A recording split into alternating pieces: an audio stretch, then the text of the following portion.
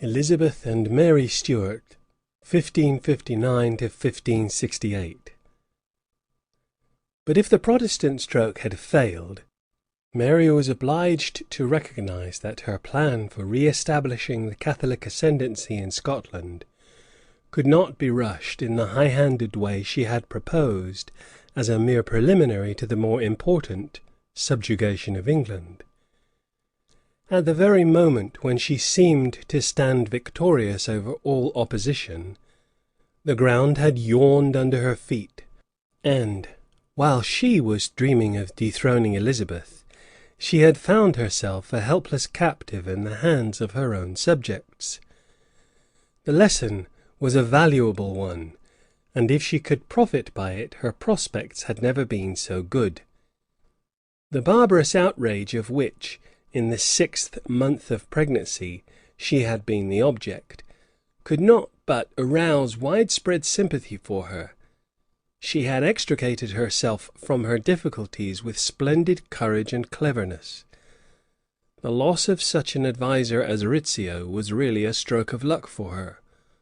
All she had to do was to abandon, or at all events postpone, her design of re-establishing the Catholic religion in Scotland, and to discontinue her intrigues against Elizabeth.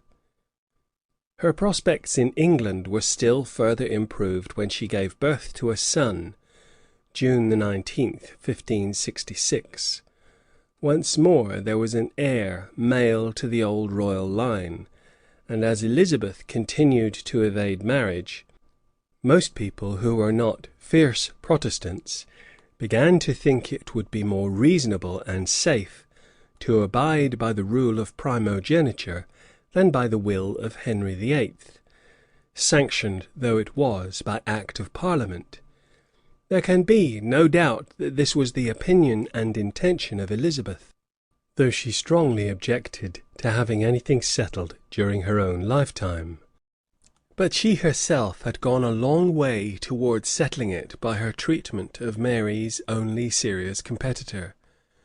Catherine Grey had contracted a secret marriage with the Earl of Hertford, son of the Protector Somerset. Her pregnancy necessitated an avowal. The clergyman who had married them was not forthcoming, and Hertford's sister, the only witness, was dead. Elizabeth chose to believe their story, though she would not have been able to prove when, or where, or by whom her own father and mother had been married. She had a right to be angry, but when she sent the unhappy couple to the Tower, and caused her tool, Archbishop Parker, to pronounce the union invalid and its offspring illegitimate, she was playing Mary's game. The House of Commons, elected in 1663, was still undissolved. It was strongly Protestant, and it favoured Catherine's title even after her disgrace. In its second session, in the autumn of 1566, it made a determined effort to compel Elizabeth to marry, and in the meanwhile to recognise Catherine as the heir presumptive.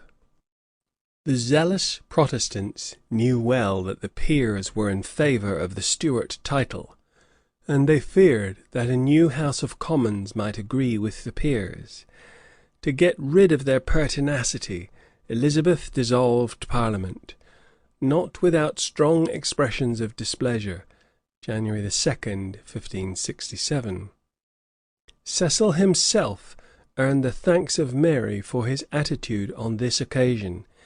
It cannot be doubted that he dreaded her succession, but he saw which way the tide was running, and he thought it prudent to swim with it. It was at this moment that Mary flung away all her advantage, and entered on the fatal course which led to her ruin. Her loathing for Darnley, her fierce desire to avenge on him the insults and outrage she had suffered, left no room in heart or mind for considerations of policy. She would have been glad to obtain a divorce, but the Catholic Church does not grant divorce for misconduct after marriage. Some pretext must be found for alleging that the marriage was null from the beginning. This did not suit Mary. It would have made her son illegitimate, and would have placed her in exactly the position of Catherine Grey. A mere separation at Oro would not have suited her any better, for it would not have enabled her to contract another marriage. When Mary's reliance on Bothwell grew into attachment, when her attachment warmed into love, it was impossible to fix with any exactness. Her infatuation presented itself to him as a grand opening for his daring ambition. A notorious profligate, he loved her, if the word is to be so degraded, as much or as little as he had loved 20 other women. What, however, he desired in her case was marriage. A more sensible man would have foreseen that marriage would mean certain ruin for himself and the Queen. But he was accustomed to despise all difficulties in his path, being intellectually incapable of measuring them, and believing in nothing but audacity and brute force. Husband of the Queen, why should he not be master of the kingdom? Why not king? When such an idea had once occurred to Bothwell, Darnley's expectancy of life would be much the same as that of a calf in the presence of the butcher. The wretched victim had alienated all his friends among the nobility. Some owed him a deadly grudge for his treachery. Others had been offended by his insolence. To all he was an encumbrance and a nuisance. Several, therefore, of the leading personages were more or less engaged in the compact for putting him out of the way. Murray, Argyle, and Maitland offered to assist in ridding Mary of her husband by way of a Protestant sentence of divorce, on condition that Morton and his friends in exile should be pardoned and recalled. The bargain was struck, and Mary assented to it. Nothing was said about murder. No one had any interest in murder except Mary and Bothwell, whose project of marriage was as yet unsuspected. At the same time, if Bothwell liked to kill Darnley on his own responsibility, as no doubt he made it pretty plain that he would, why so much the better. It relieved the other lords of all trouble. It was a simple, thorough, old-fashioned expedient, which had never been attended with any discredit in Scotland, and had only one inconvenience, that it usually saddled the murderer with a blood feud. In the present case, Lennox was the only peer who would feel the least aggrieved, and he was in no condition to wage blood feuds. Anyhow, that was Bothwell's lookout. So obvious was all this, that it was hardly worth while to observe secrecy, except as to the exact occasion and mode of execution. Many persons were more or less aware of what was going to be done, but none cared to interfere. Murray was an honourable and conscientious man, if judged by the standard of his environment, the only fair way of estimating character. But Murray chose to leave Edinburgh the morning before the deed, and thought it sufficient to be able to say afterward that, if any man said he was present when talk were held in his audience tending to any unlawful or dishonourable end, he spoke wickedly and untruly. The inner circle of the plot consisted of Bothwell, Argyle, Huntley, Maitland, and Sir James Balfour. That Darnley was murdered by Bothwell is not disputed. That Mary was cognisant of the plot and lured him into the shambles has been doubted by few investigators at once competent and unbiased. She lent herself to this part not without compunction. Bothwell had the advantage over her that the loved has over the lover, and he used it mercilessly for his headlong ambition, hardly taking the trouble to pretend that he cared for the unhappy woman who was sacrificing everything for him. He, in fact, cared more for his lawful wife, whom he was preparing to divorce, and to whom he had been married only 6 months. Mary was tormented by jealousy of her after the divorce as well as before. The murder of Darnley, February 10th, 1567, was universally ascribed to Mary at the time by Catholics as well as Protestants at home and abroad, and it fatally damaged her cause in England and the rest of Europe. In Scotland itself, such was the backward and barbarous state of the country, it would probably not have shaken her throne if she had followed it up with firm and prudent government. She might even have indulged her illicit passion for Bothwell with little pretence of concealment, if she had not advanced him in place and power above his equals. There was probably not a noble in Scotland, from Murray downwards, who would have scrupled to be her minister. The Protestant commonalty, indeed, with who all the national laxity as to the observance of the 6th commandment, were shocked by any trifling with the 7th, would no doubt have made their bark heard, but their bite had not yet become formidable, and in any case they were not to be propitiated. What brought sudden and irretrievable ruin on Mary was not the murder of Darnley, but the infatuation which made her the passive instrument of Bothwell's presumptuous ambition. The Lords, Catholic and Protestant alike, allowed the murder to pass uncondemned and unpunished, but they were furious when they found that Darnley had only been removed to make room for Bothwell, and that they were to have for their master a noble of by no means the highest lineage, bankrupt in fortune, and generally disliked for his arrogant and bullying demeanour. The prospect of marriage was not disclosed till 10 weeks after the murder, April 19th, 1567.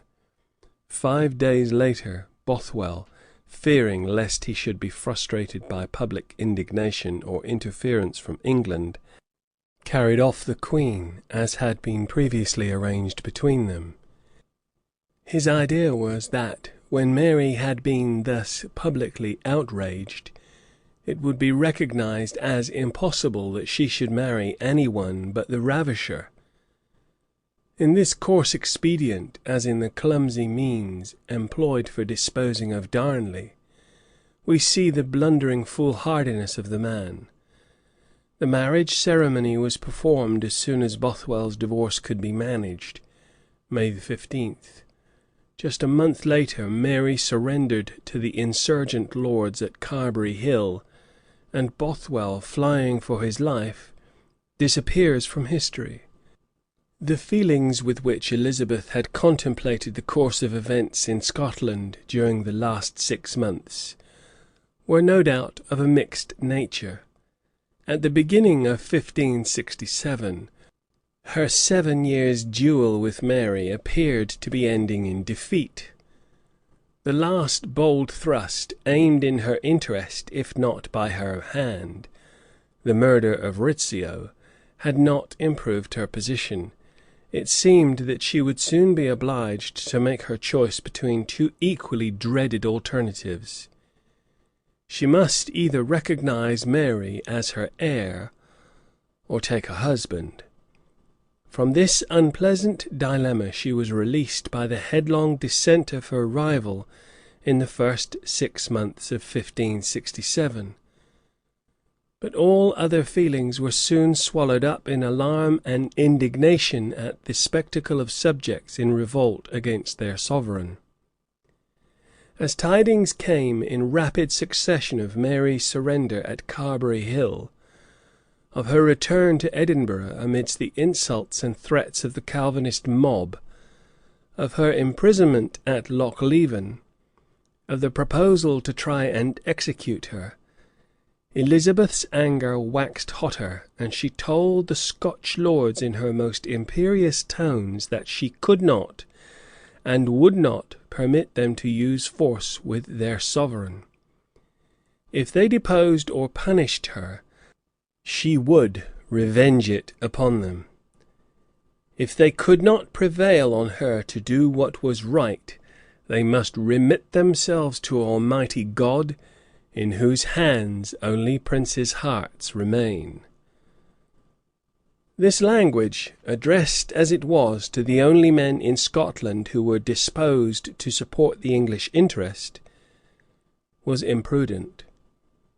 In her fellow-feeling for a sister sovereign, and her keen perception of the revolutionary tendencies of the time, Elizabeth spoilt a unique opportunity of placing her relations with Scotland on a footing of permanent security, of providing for the English succession in a way at once advantageous to the nation and free from risk to her own life, and lastly of escaping from the constant worry about her own marriage. She had seen clearly enough what might be made of the situation. Throgmorton had been dispatched to Scotland with instructions to do his best to get the infant prince confided to her care. Once in England, she would virtually have adopted him. She would have possessed a son and heir without the inconvenience of marriage. To a parliamentary recognition, indeed, of his title, she would assuredly not have consented. It would have made him independent and dangerous. But if he behaved well to her, his succession would be more certain than any act of Parliament could make it. Mary, if released and restored to power, would no longer be formidable. If she were deposed or put to death, Elizabeth would indirectly govern Scotland, at all events till James should be of age. This splendid opportunity Elizabeth lost by her peremptory and domineering language. The old Scotch pride took fire. The Anglophile lords, who would have been glad enough to send the young prince to England, could not afford to appear less patriotic than the Francophiles. Throgmorton's attempt to get hold of James was as unsuccessful as that of the Protector Somerset to get hold of James's mother had been 20 years before. He was told that, before the prince could be sent to England, his title to the English succession must be recognised, a condition which Elizabeth could not grant. Her claim that Mary should be restored without conditions was equally unacceptable to the Anglophile lords. They might have been induced to release her if she would have consented to give up Bothwell, or if they could have caught and hanged him. But such was her devotion to him, that no threats or promises availed to shake it.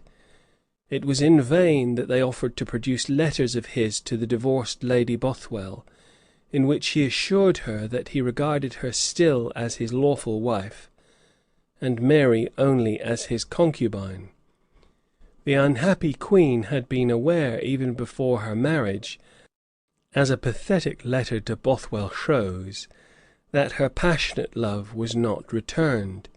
2 days after the marriage, his unkindness had driven her to think of suicide, but nothing they could say could shake her constancy. She would not consent by any persuasion to abandon the Lord Bothwell for her husband.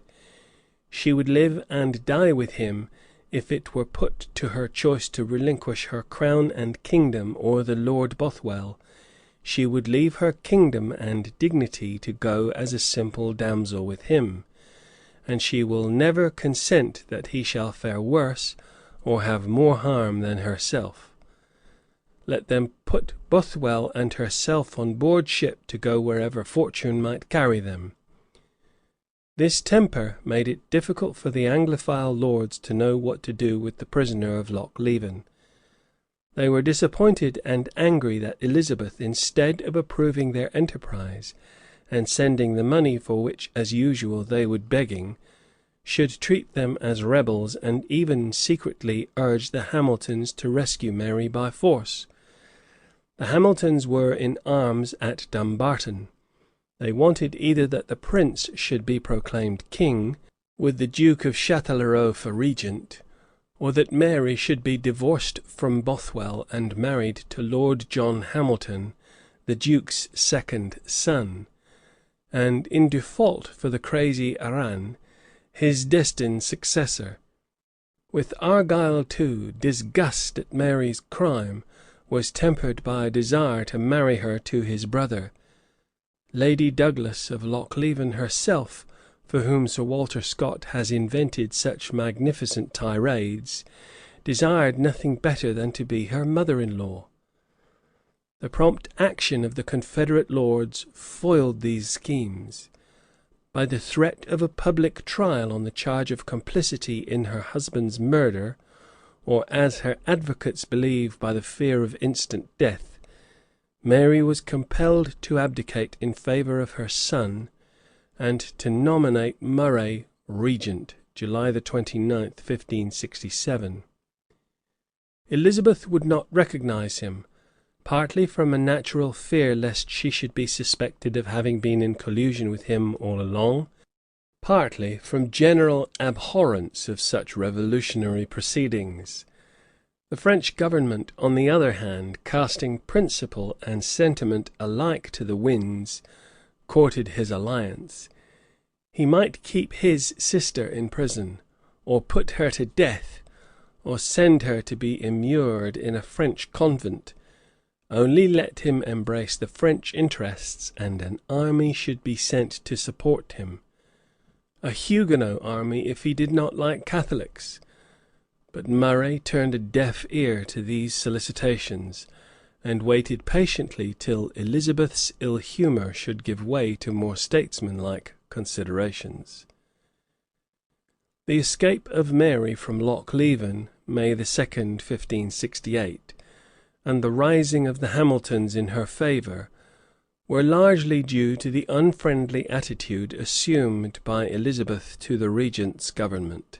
After the defeat of Langside, May 13th, it would perhaps have been difficult for the fugitive queen to make her way to France or Spain.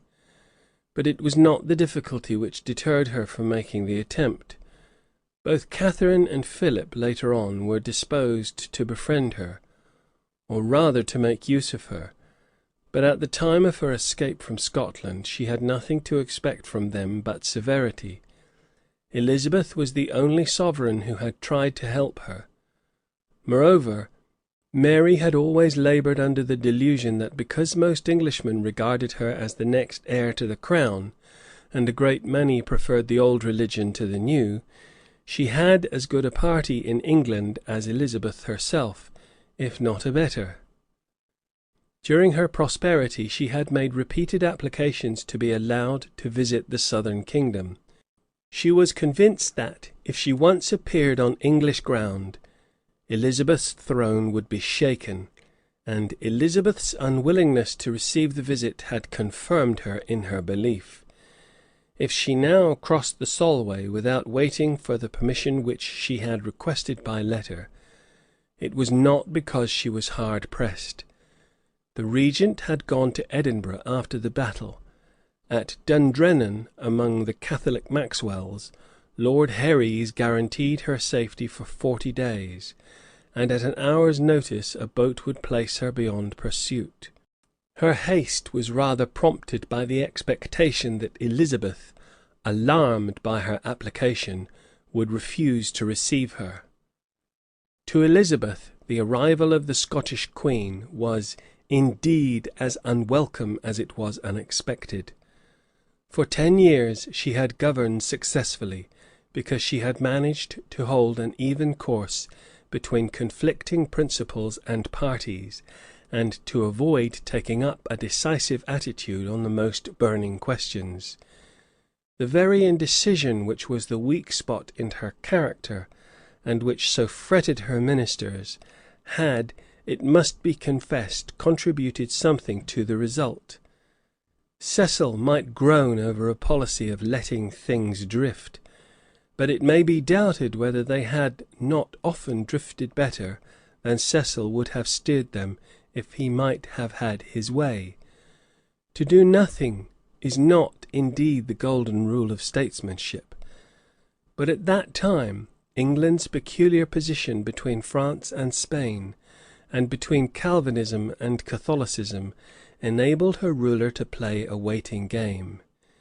This was the general rule applicable to the situation. Elizabeth apprehended it more clearly than her ministers did, and she fell back on it again and again and again.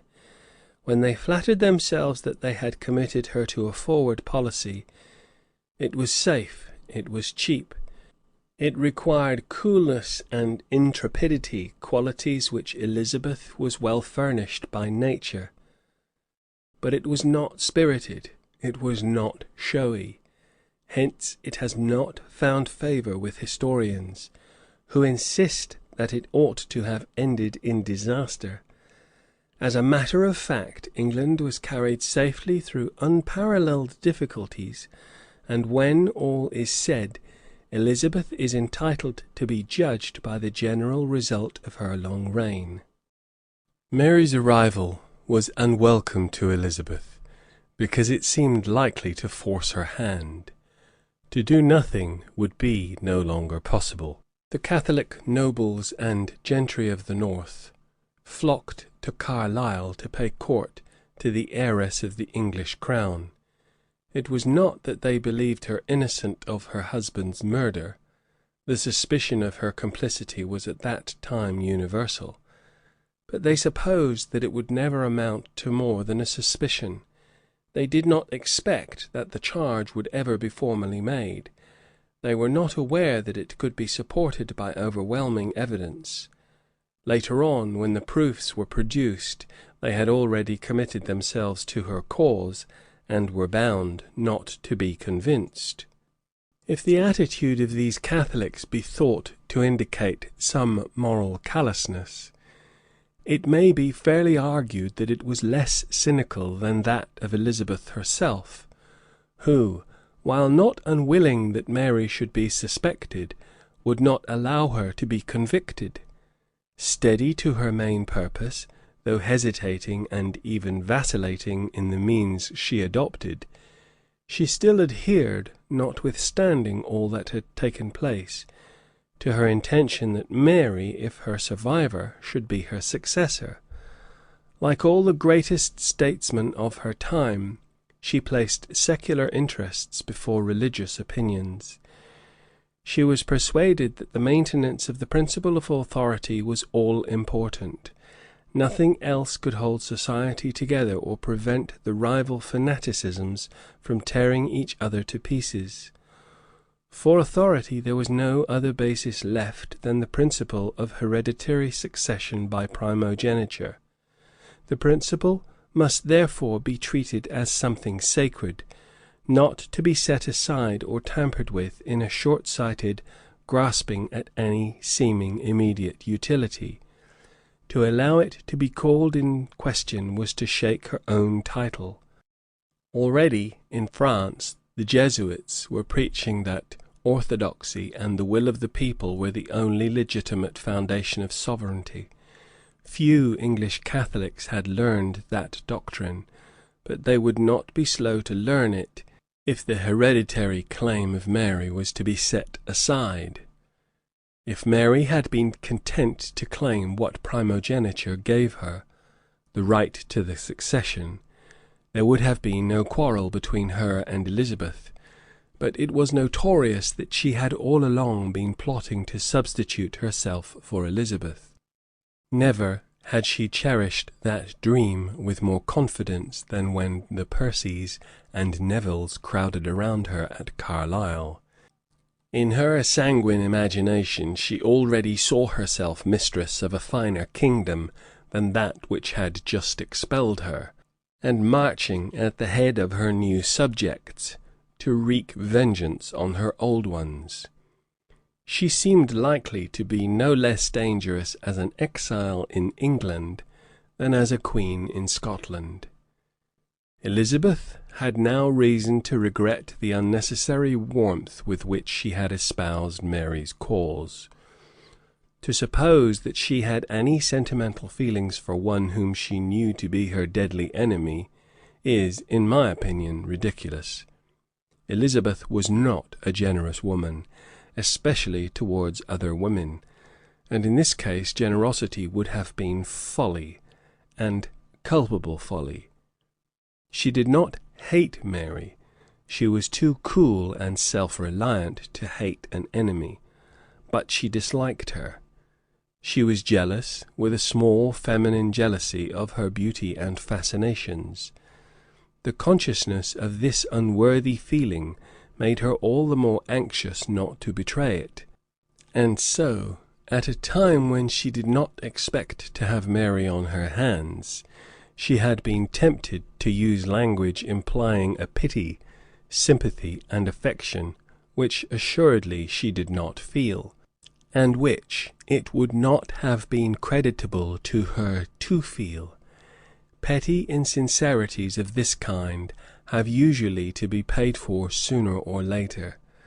She had now to exchange the language of sympathy for the language of business with what grace she could, and she has not escaped the charge, certainly undeserved, of deliberate treachery. It was awkward, after such exaggerated professions of sympathy, to be obliged to hold the fugitive at arm's length, and even to put restraint on her movements. But no other course was possible. No sovereign at any time in history has allowed a pretender to the crown to move about freely in his dominions and make a party among his subjects.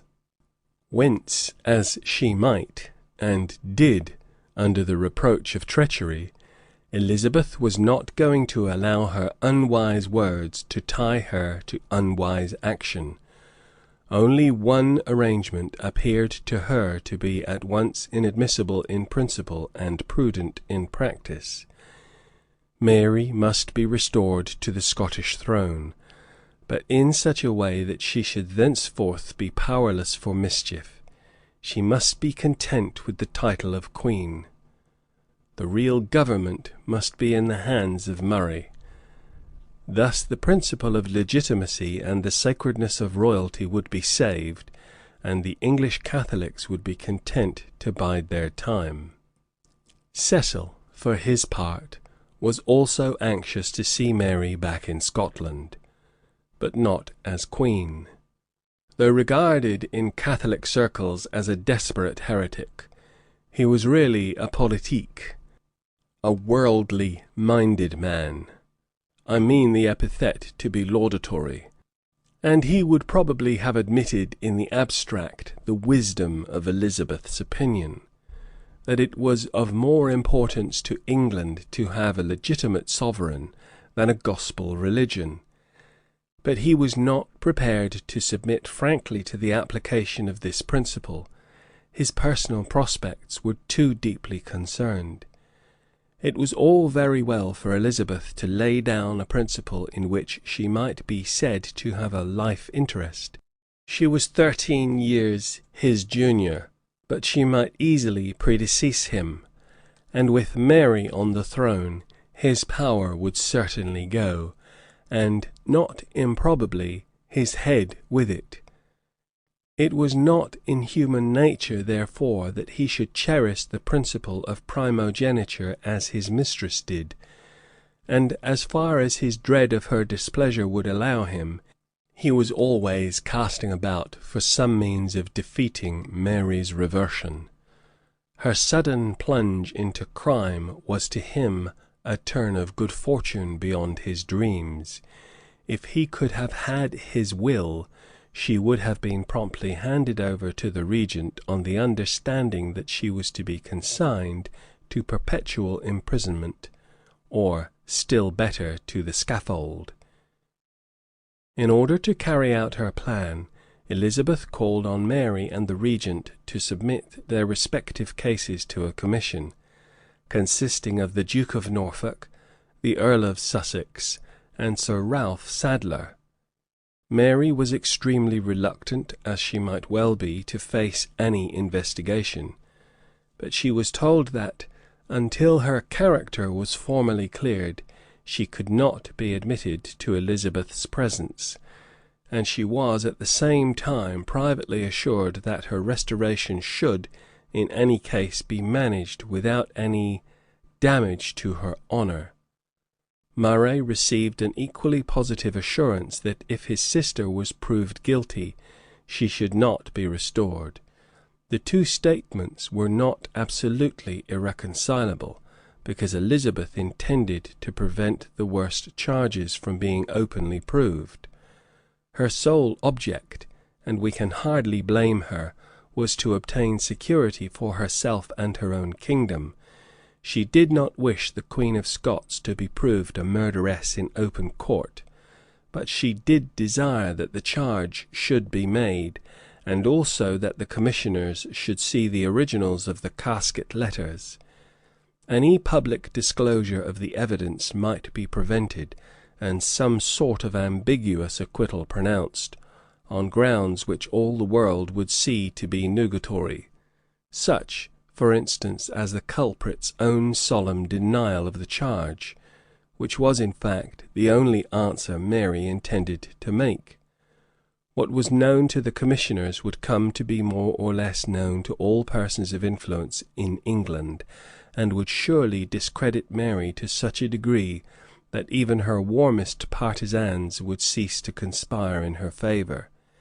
Mary herself, so Elizabeth hoped, when made aware that this terrible weapon was in reserve, and could at any moment be used against her, would be permanently humbled and crippled, and would be glad to accept such terms as Elizabeth would impose. The commissioners opened their court at York, October 1568, but they had not been sitting long before Elizabeth discovered that Norfolk was scheming to marry Mary, and that the project was approved by many of the English nobility. Their purpose was not as yet disloyal. They thought that, married to the head of the English peerage and residing in England, Mary would have to give up her plots with France, while her presence would strengthen the Conservative party, which desired to keep up the old alliance with Spain, and looked for the re-establishment sooner or later of the old religion. This scheme, though not disloyal, was extremely alarming to Elizabeth. Norfolk was nominally a Protestant, but she had placed him on the commission as a representative of the Conservative party, believing that, while he would lend himself to hushing up Mary's guilt, his eyes would be opened to her real character. Yet here he was, like the Hamiltons, Campbells, and Douglases, ready to take her with her smirched reputation, simply for the chance of her 2 crowns. It was not a case of love, for he had never seen her. He seems to have been staggered for a moment by the sight of the casket letters, and to have doubted whether it was for his honour or even his safety to marry such a woman. But in the end, as we shall see, he swallowed his scruples. On discovering Norfolk's intrigue, Elizabeth hastily revoked the commission, and ordered another investigation to be held by the most important peers and statesmen of England. The casket letters and the depositions were submitted to them. Mary's able and zealous advocate, the Bishop of Ross, could say nothing except that his mistress had sent him on the submission that Murray was to be the defendant. Let her appear in person before the Queen, and she would give reasons why Murray ought not to be allowed to advance any charges against her. To make no better answer than this was virtually to admit that the charges against her were unanswerable. It was thought that she was now sufficiently frightened to be ready to accept Elizabeth's terms, and they were unofficially communicated to her. Her return to Scotland was no longer contemplated, for Murray had absolutely declined to charge her openly with the murder or produce the letters unless she were detained in England. But in order to get rid of the revolutionary proceedings at Lochleven, she herself, as it were of her own free will, and on the ground that she was weary of government, was to confer the crown on her son and the regency on Murray. James was to be educated in England. She herself was to reside in England as long as Elizabeth should find it convenient. It was not mentioned in the communication, but it was probably intended that she should marry some Englishman of no political importance, in order to produce more children who would succeed James, if, as was likely enough, he should die in his infancy. If she would accept these conditions, the charges against her should be committed to perpetual silence. If not, the trial must go on, and the verdict could not be doubtful. December 1568. A woman less daring and less keen-sighted than Mary would assuredly, at this point, have given up the game, and thankfully accepted the conditions offered. They would not have prevented her from ascending the English throne if she had outlived Elizabeth. But that was a delay which she had always scouted as intolerable, and she was one to whom life was worth nothing if it meant defeat, retirement even for a time from the public scene, and the abandonment of long-cherished ambitions. Moreover, her quick wit had divined that Elizabeth was using a threat which she did not mean to put into execution. There would be no verdict, not even any publication to the world of the evidence. Guilty, therefore, as she was, and aware that her guilt could be proved, she coolly faced the great extremities at which Elizabeth had hinted, and rejected the conditions. Perhaps even Mary's daring would have flinched from this bold game but for a quarrel between Elizabeth and Philip, to be mentioned presently. Hitherto, Philip, much to his credit, had declined to intervene on Mary's behalf. To him, as to every one else, Catholic as well as Protestant, her guilt seemed evident. She had been only a scandal and embarrassment to the Catholic cause. But if there was to be war with England, every enemy of Elizabeth was a weapon to be used. Accordingly, he now began, though reluctantly, to think of helping the Queen of Scots, and even of marrying her to his brother Don John of Austria. With the prospect of such backing, it was not wonderful that she declined to own herself beaten. Elizabeth's calculations, though reasonable, were thus disappointed. The inquiry was dropped without any decision, the regent was sent home with a small sum of money, and Mary remained in England, January 1569. End of section 5.